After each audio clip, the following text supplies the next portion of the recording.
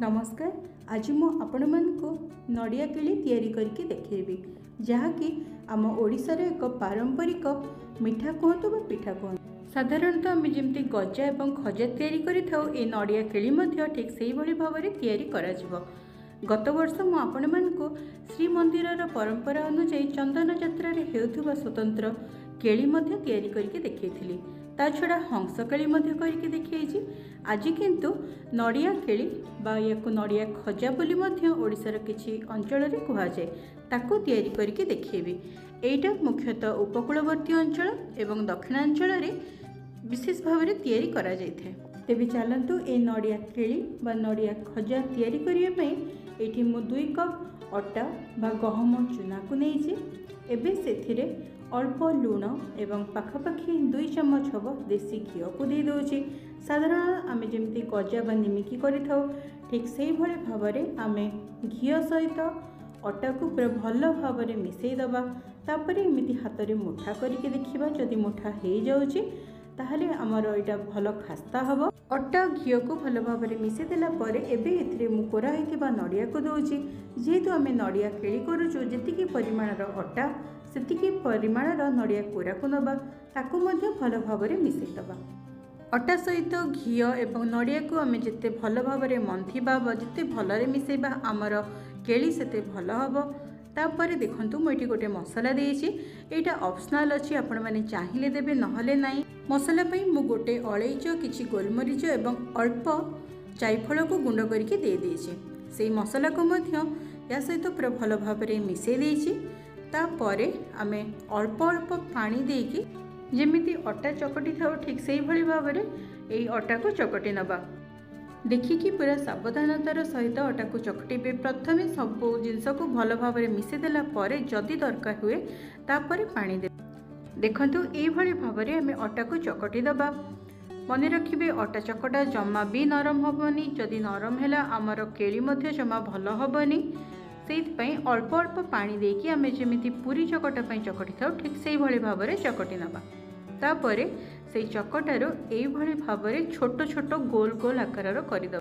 मु एभली गोल आकार करिछि, के याकु चेप्टा मध्य करिथांती, आपण निज इच्छा अनुसार करिनेबे।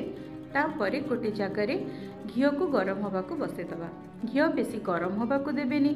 किछि समय परे माने हल्का उषुम बा गरम ही आसुथबो, सेतेबेले हम जो केली गुडी को तैयारी करिचो ताकू घी रे दे दबा।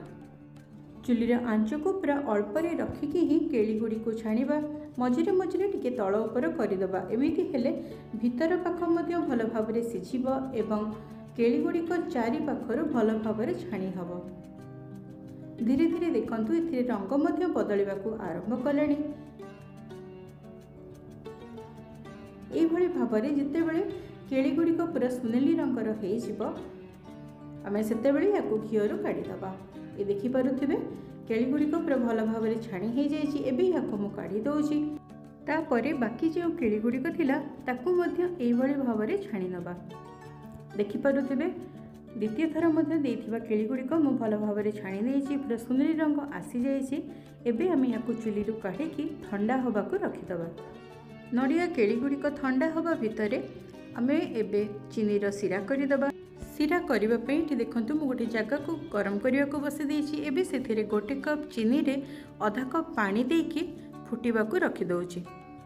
देखि पारुथिबे चीनी पूरा तरळी गलाणी, पानी मध्ये बेस फुटिबा को आरंभ कलाणी। आमे एई चीनी सिरा को बेसी बहळिया बा मोटा करिबानी। जेतेबेले देखिबा सिरा पाग धरी आसुथुबो, सेतेबेले आमे जो झाणी की रखिथिलो नड़िया केली गुडी को सेटा पूरा ठंडा हे जाइछि। ताको आमे सिरा रे देकी याको पुणी अथरे भल भाव में मिसई दबा। एई भली भाव में नड़िया केली गुडी को लगातार भाव में टिके तळ उपर करूथबा। किछि समय परे देखिबे सिरा पूरा भल भाव में सुखी जाइछि। नड़िया केली गुडी को मध्य पूरा भल भाव में पाग धरी जाइछि। एबे आमे चुली को बंद कर दबा। चुली को बंद करिबा परे मध्य आमे केली गुडी को एई भली भाव में टिके तळ उपर कर दोथबा। एटा ठंडा हवा सहित एई भली भाव में चीनीर गोटे आस्तरण हे जिवो। साधारणतः आमे जेमती खजारे हेइ थाए, ठीक एई भली भाव में नड़िया खजारे मध्य चीनीर आस्तरण पूरा रही गला। वर्तमान हमर नड़िया केली बा नड़िया खजा जहाँ भी कहतु तैयारी हे गला। ଏହି ନଡ଼ିଆ କିଳି ଓଡ଼ିଶାର ବିଭିନ୍ନ ଅଞ୍ଚଳରେ ତ ହେଇଥାଏ। ଶ୍ରୀମନ୍ଦିରରେ ମଧ୍ୟ ଏହା ଭୋଗ ଲାଗି କରାଯାଇଥାଏ। ଖାଇବାକୁ ହାଲକା ମିଠା ଥାଏ ଏବଂ ବେଶ ମୁସମୁସିଆ ମଧ୍ୟ ହେଇଥାଏ।